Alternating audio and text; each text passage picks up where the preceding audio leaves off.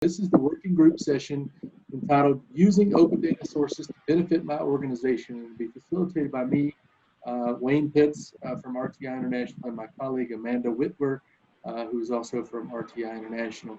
We want to sort of hear back from you for a moment or two about open data sources. We have some questions to guide our conversation, but so far I'd like to get some feedback from you, like what is your interest in this group, and tell me about how your organization may use open data. So I'll open the floor.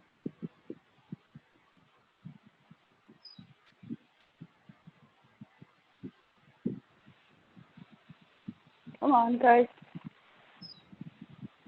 I'm sorry, go ahead.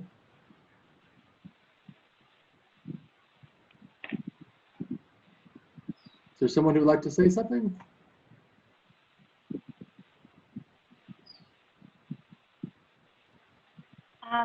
I'll go. This is Alyssa. I don't know if you can hear me. Yes, I can hear you. Okay, I've been struggling with my audio all day, so I apologize. But I work for an organization that really benefits from the use of data. A lot of how we work is really based on science. So we have scientists in-house, but a lot of what we do is also communications, and it's evidence-based, it's intelligent, and we advocate for policy change. So a lot of what we do requires having access to data on our audience. How are they consuming information? How are they getting data? Like, what are the things that matter to them? And also having like industry-specific data, of course, in which to set the context and be able to, see where priorities are, where opportunities exist, and where the gaps may be. So for us, as a NGO that's specifically, designed towards advocating for policy change, data is very central to the different ways we work. So from campaign planning to execution, it really is important for us. Fantastic. And could you tell me again, what's the name of your organization? Do you mind sharing? Sure. I work for Oceana. Okay, I know Oceana. Very good. Well, that's good. Someone else want to share? How does your organization use data, and does your organization use data? If so, how? Someone else like to share?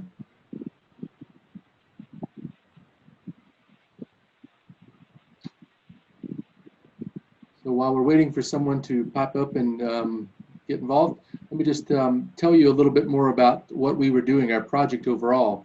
So I have long been convinced that there were many NGOs in Belize that wanted to have data, wanted to share communication products, and some of them struggled with exactly what data sources to report. They were passionate about their topic, no doubt about it, passionate about their topic, but less clear about how to leverage available data sources to help spread the word about their mission or about what their activities were. And so when we began to design this project, one of the things we wanted to do was to sort of model behavior, model the types of communication products that an NGO in Belize might want to generate. And this goes across the board, all different types of topics. And so Amanda and I and our colleagues have been working to develop a total of 21, I would call them communication products. And these are sample products that we developed on a range of topics. So for example, one that I've done most recently was related to the response of the Belize Central Prison in light of the COVID situation. And so I wanted to say, the Colby Foundation runs the prison, has been running the prison since 2002, and they have done a few things to get the word out about some of their successes and some of the strategies that they've done during the COVID-19. But we wanted to emphasize the use of open source data, but we wanted to also give them an opportunity to provide a qualitative message about what was going on. And so we used mixed methods in this particular scenario. I used a mixed method approach to help them put together a summary of what they'd done. The data sources that I used were administrative documents. So the written policies and procedures that the Kolbe Foundation had come up in reaction to the COVID-19, we took those. We also used newspaper reports, summaries, and other kinds of alerts related to COVID-19 in the prison population. We pulled that together to provide more of a qualitative response or a qualitative summary, and it's a blog post. And so today, actually, that blog will be released on RTI's website, and the Belize Central Prison also has it. So this was an example of one example. Amanda has done more than I have, and she can share some other examples that she's done if interested. Does anyone else would like to share about some way that their organization has used data, and specifically if they've used open source data?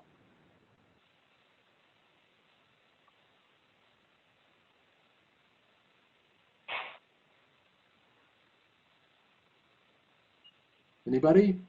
I will ask my colleague Amanda if she could tell us a little bit more about a different, one of the different briefs that you developed, perhaps. Not the one that you already discussed. I'm happy to. And actually, I was thinking it might be helpful to talk a bit about some of the infographics. Sure. That sounds okay to you, Wayne? Sure. We wanted to develop some deliverables that were a little bit more easily digestible. So rather than do like a full blog post or a research brief, we wanted to have some that you could, develop using a website online and then post on social media, post on Facebook, post on Instagram, because for many people, that's where your target audiences are and that's how they're able to be reached. So I'm gonna go ahead and share my screen, if that's okay, Wayne. If you can this is one of the infographics that we have recently developed using data from the Belize Crime Observatory. So they capture statistics around major crime rates, and in this case, we were looking at statistics related to murder in the years 2019 and 2020, and trying to take a look at what differences were in terms of women being the victims of murders, and whether that might have anything to do with rises in domestic violence and interpersonal violence related to the COVID quarantines. So this is the kind of thing that you might create on websites like Venngage and other graphic design websites that are pretty simple, right? I mean, this is just two figures, two statistics, and a little bit of contextual information, but this is the kind of thing that might be a little bit more digestible to members of the public, to folks who don't have statistical training, but it's still very interesting and telling and might raise some questions or additional inquiries for folks. Does anybody have any questions about this? Has anybody else developed this kind of a infographic communication product for their organization?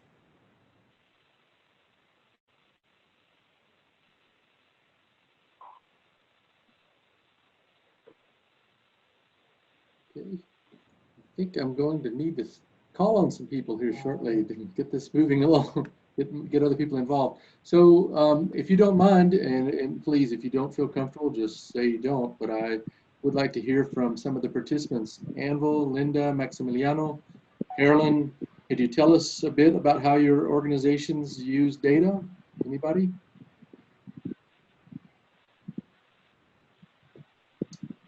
Or maybe share what you were hoping to get from this workshop. Perhaps I could come in here. Thank you. My name is Ronaldo Guerrero. I'm the president and the chairman of the Belize Institute of Management. Can you hear me?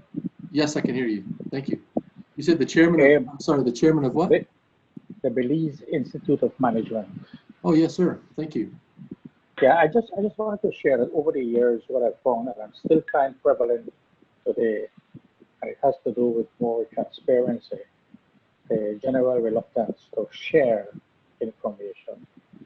While there's a general desire to access information, I have found from experience that, generally speaking, Belizean business, Belizean organization have a general reluctance to share. This might have to do with the maturity continuum that we are or we're going to.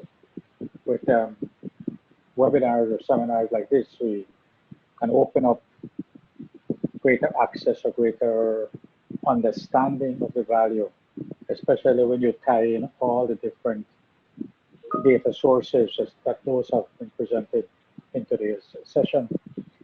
And while we, as an institution, we access general information on training and new trends and so on, we would use data mainly within the consulting work, and those end up being within the reports that we submit as consultants when we partner with other people. But I don't know if in the work that you've done in Belize, if you found that general reluctance to share, and maybe that's the reason we have not created the open source data to the level that we would have liked to, and maybe some of the data does exist in many other organizations, but they're just not available publicly. And it is when you start to correlate the information from those of others that you start to see a greater value in what we're doing, more so than when you hold on to a small piece of information that you have. For example, in our institution, we would collect the data of the training programs we do, subject area, male or female, the type of training themselves. And for example, the definite trend over the years has been that there are definitely an 80% more females attending than males. And that has been trending over a very long time. But I just wanted to share that part of the observation that I have had over the years, and in my 70 years of maybe less 20 of working within the field of education and business management, and being at the Thank you, Ronaldo. Years. Oh, pardon me. Thank you, Ronaldo. I'm going to respond briefly, and then I'm going to go to Ms. Cyril, who can offer her question.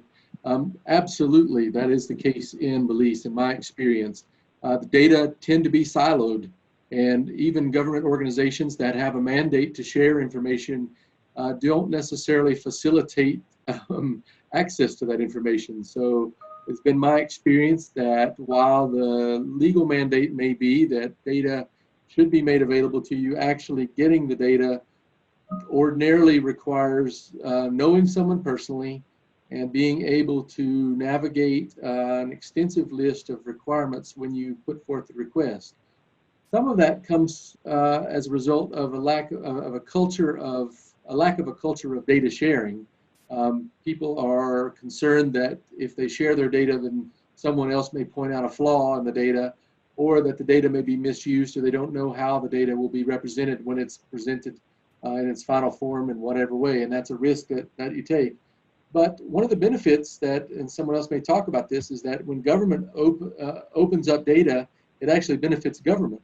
Because don't believe for a second that the ministries share amongst themselves. They definitely do not. And it's sometimes, I know that I'm most familiar with the police data example, and I think the Police Crime Observatory offers a good example of what open data could lead to. But there are other units, for example, if you wanted to get some geospatial data mapping profiles or some sort of GIS data that it already exists, but getting people to let go of it, share it, that's a different question altogether. Ms. Cyril, you had a comment that you wanted to make? You're on mute, I think, for now. Okay, can you hear me now? Yes, ma'am. Yes, hi, good afternoon, everybody. Yeah, I'd just like to say, I think what Mr. Guerrero said is a big issue here in Belize. We work also in the marine field, and we've tried, just for instance, to get a list of the number of boats that are registered by town or district, and we weren't able to get that list for whatever reason, So I think hopefully through this association, we're able to get more of this information that should be open source available to people who could use the information and present infographics that might be helpful to the public and also government, like you're saying. So I think that is a real big issue here. There's certain things that are just not being made public, and if you go to try to find it, you're not able to get it either. And you were saying that as well too, Wayne. Yes. So somehow we need to look into that, because I think a lot of us could benefit from open source. I mean, we use, you know, Google Maps and other open source software like QGIS. So if we can try to work towards making all of these things that would help us, you know, do our job better, available to, you know, NGOs, and I think it would be really helpful. So perhaps somehow we can try to work on that and get the different government departments to share their information with us. Very good. Thank you for your input. Maximiliano, you have your hand raised. Please share with us. Yes, thank you. Can you hear me well? Yes, well. Okay. Yeah, I work for SATIM, Sarsun Timash Institute for Indigenous Management here in Southern Belize. I am the project manager for our project funded by the Caribbean Development Bank. And one of the ways we are working with two women's group, and a challenge that has been posed to us is COVID-19. It has affected us in terms of implementing the project, and it's also a way in terms of reinventing or re-strategizing how it is that we could rebrand and redesign the Maya creative industry for Maya women here in Toledo. And one of the reasons why we were interested in open data source was that we are interested in not only selling Maya fashion in Belize, but also internationally. And we wanted to get an indication in terms of how trends are going, what are relative spending, how are our populations spending, what is the population status like in terms of employment and those things. So trying to figure out a way how we could, in this situation, benefit the women's group that we're working with. Another way in terms of why we're very interested in open source data is that we also have a project that looks at the women participation in governance, how it is that they have access to land, resources, and making comparisons to other women in the wider society, especially in Belize. What access do they have in terms of resources, and comparing that. So we would like to have, obviously would like to have credible sources for data, and making those analysis and making strategic direction as we move forward. And that was why we are very interested in open source data, and so that we could make more informed decisions. Yes. Excellent point, Maximiliano. I think that in your case, you have a very limited focus of data. And so there probably aren't a great deal of data, especially open source data, that are available to you, but that doesn't mean there's no data. And there are also some strategies that you can use that are cost effective, that your agency might be able to use locally to collect information as well. So for example, things like simple surveys through Survey Gizmo or Survey Monkey or some other type of low cost or free software could help you gauge interest, attitudes, some experiences of people, and it's really low cost, especially if you have a limited budget available to you. I can tell you that, for example, the Belize Association of Planners, they were having a great deal of difficulty, for example, finding data related to settlement patterns in Belize City, and they bought their own drone. They wrote a grant. They've been able to purchase their own drone. They take their own photos now, and they've become, as while they are a consumer of data, they've also become a producer of data. So they've been able to do that. There may be some strategies like that you can use, but perhaps my colleague can share some of her experiences. That there are data, economic data available in Belize that are open source. You do have to sort of search through the bushes to find something that would match. But perhaps Amanda, I'll open it to you. Do you have something? Yeah, right. I also in the previous presentation, I picked up the labor force survey for 2019. I think, which I didn't know about, and I think which would be beneficial for us. Right. So already the presentations, they have already shown us a way in terms of getting some data to help us make decisions. That's exactly the one I was talking about. So Amanda, I don't know if you have something more to add. Yeah, Okay. I would just add to that that in addition to the SIB posting the actual survey findings from that survey that they do on a regular basis, they also release, I believe, monthly publications that have really detailed information about economic indicators. So I would really encourage you to do some digging on SIB's website, because they've not only got data posted, but they also have some publications available. Now, one other thing that I might recommend, Maximiliano, in addition to what my Amanda offers, the chambers of commerce have data, and sometimes the data, you may need to call them. They may not have it posted on their website, for example. So if you do a simple internet search, you may not come up with anything. But if you call them and be more specific about what you need, it could be that they could come forth with some information. And I know, for example, it's called what was it called? The AmCham, the American Chamber of Commerce. Although the American Chamber of Commerce represents American businesses, U.S. businesses that work in Belize. They may have resources that you can go through. So Chambers of Commerce would be something that I would strongly recommend, and other business development community organizations within Belize. So those are some ideas. There's someone else, Sylvia, Judy posted a comment here saying, let me get it up here, saying that her group uses data to better understand trends, such as how many special needs male and or female advance in their communities to sustain their well-being, whether it's education, career, social interaction. I hope that, Judy, I hope you'll take advantage of the resource that we recommended, the Latin American Public Opinion Project data. There are a number of variables there related to these topics that you have, and it's generalizable at the district level. And so if you want to raise attention or draw attention to these things, that could be a real opportunity for you. And of course, SIB data. If you haven't taken an opportunity to explore the SIB website, I would strongly encourage you to do that. There are so many pieces of data that they collect, and I'm convinced that it's an underused resource, an underutilized resource by many NGOs in the country. So please take a look and take them up on their offer. When Ms. Trejo mentioned, give us a call, send us an email. Dr. Perriot, who's the director of the Statistical Institute of Belize, in my experience, is very willing to respond and help out. You will have to follow the normal protocols. You may have to write a letter, and you may have to be very formal in your request.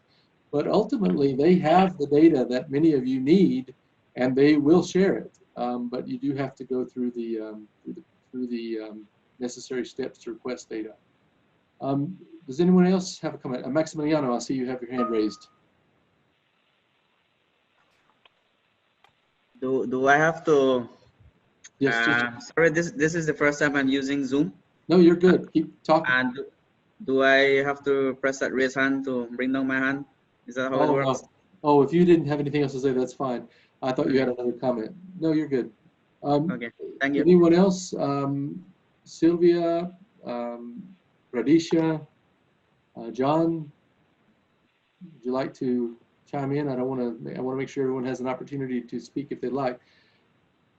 In the meantime, I'm going to go ahead and open up the second set of questions that I had here that I wanted to sort of ask and to keep things moving along. Let's see if I can get to it.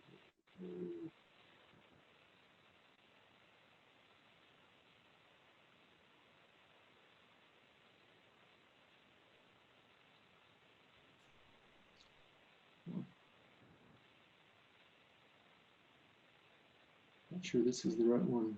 Yes. So what do you think your organization might need in order to develop improved communication products. So what resources do you think would help you move forward? And this, we're asking this because the U.S. Embassy really would like to know, is there something that we should consider offering to NGOs like yours?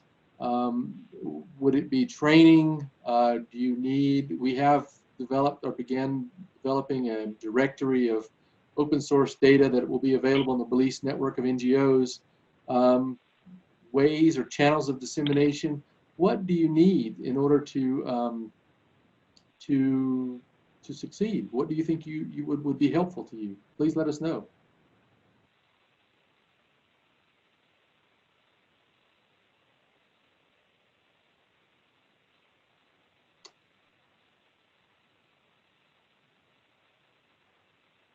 Any comments?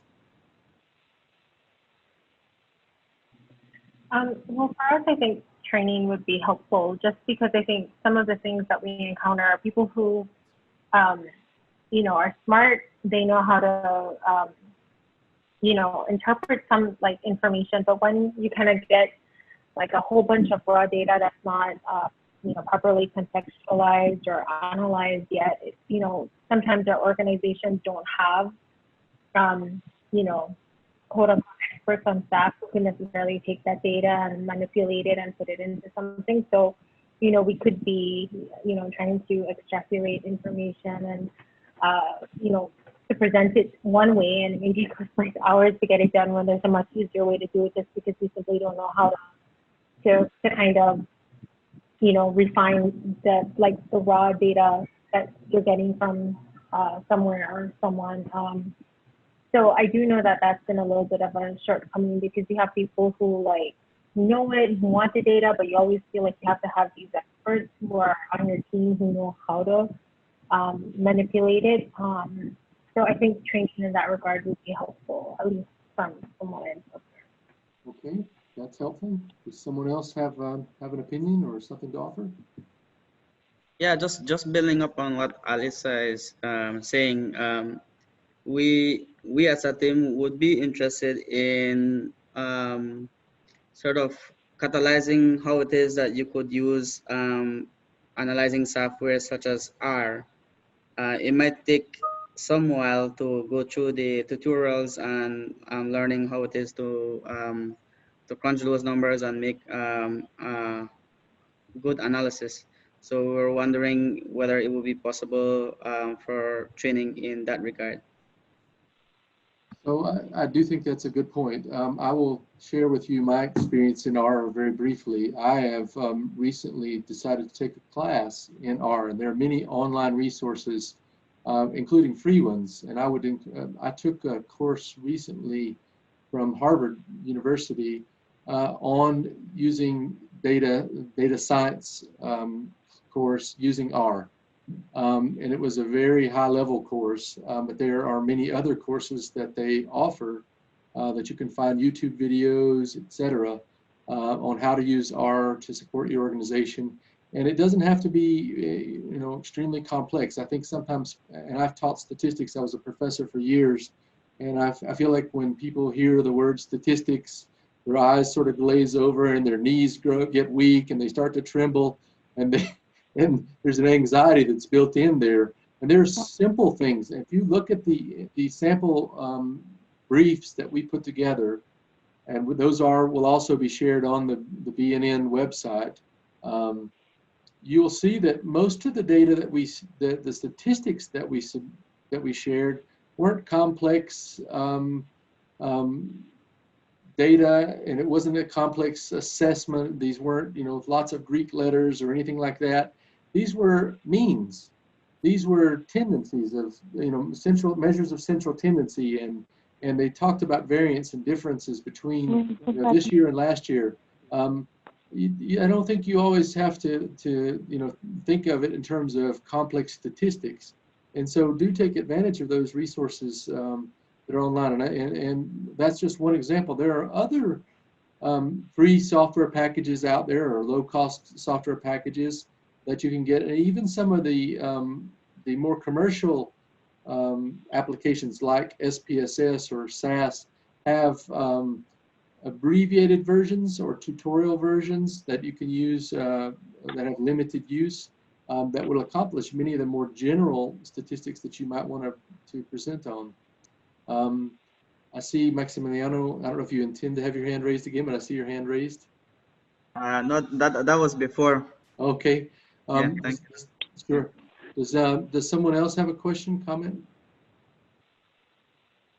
Wayne, do you want to talk a little bit about the BNN website? I see Linda has added a comment to the chat about open data sources and having some kind of a directory. Yes, sure. So Linda, thanks for noting that. That presentation was made by my colleague Chris Inkpen.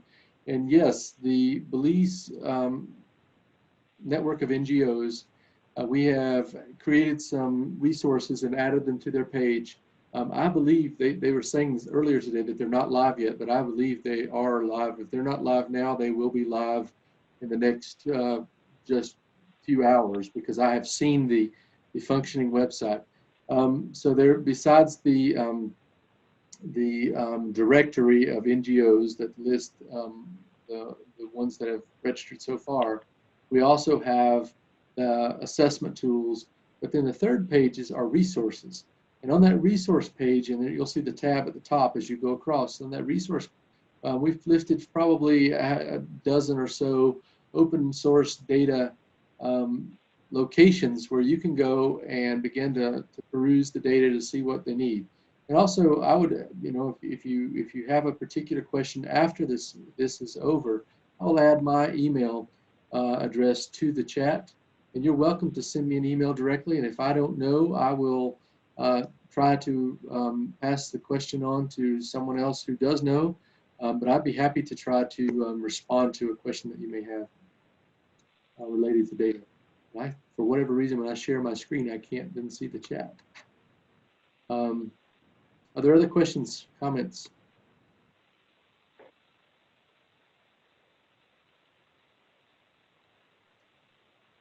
Well, while we're waiting to get one going, I will let me get this share going.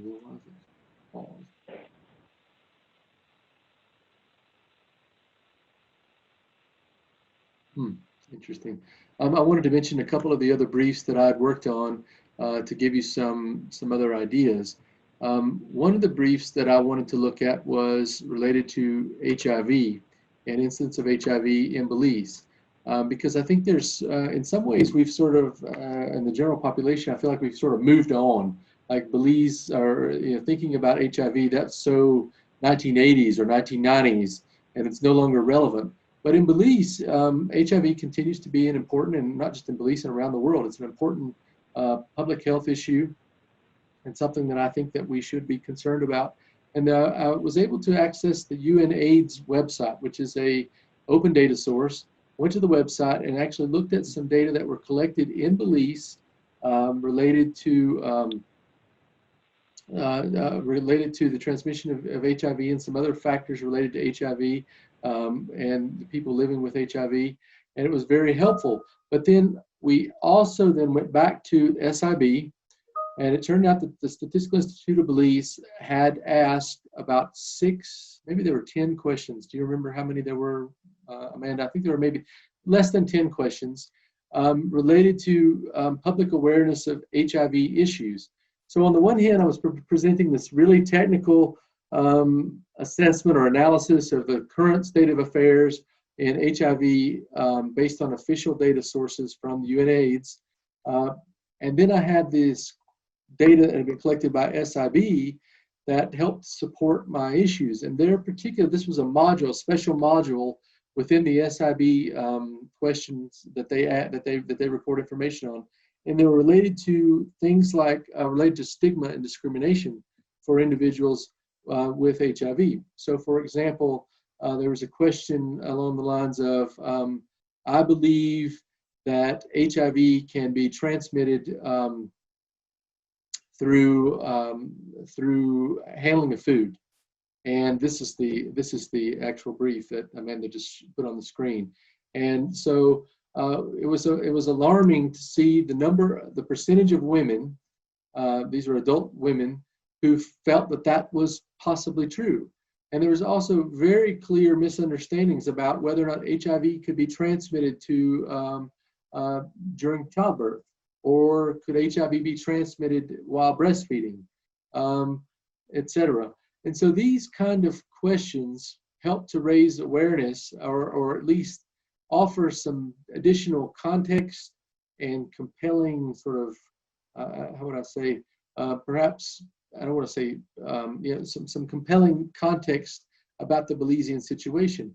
I mean, I think, what is it? 18.3% of women, a random sample of women in Belize, believe that mosquitoes could transmit HIV virus. 6% agreed that HIV could be caused by witchcraft, obeah, or some other supernatural event.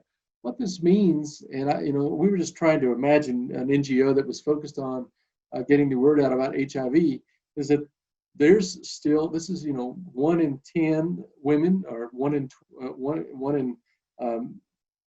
20 women that were unclear about HIV and what their risk factors might be. This means that these individuals weren't doing everything they could to protect themselves, or perhaps are propagating myths about HIV. And we want to be able to address those questions. And if we can identify the sort of the problem areas, then we can develop an intervention to get to that. Did you want to share something more on that, Amanda? No, I think you covered it. I know that we're getting close to the end of the work group, so I did want to give everybody a chance to make some last minute comments. If anybody wants to share something, if anybody has put a comment in the chat that we haven't addressed, please feel free to speak up now.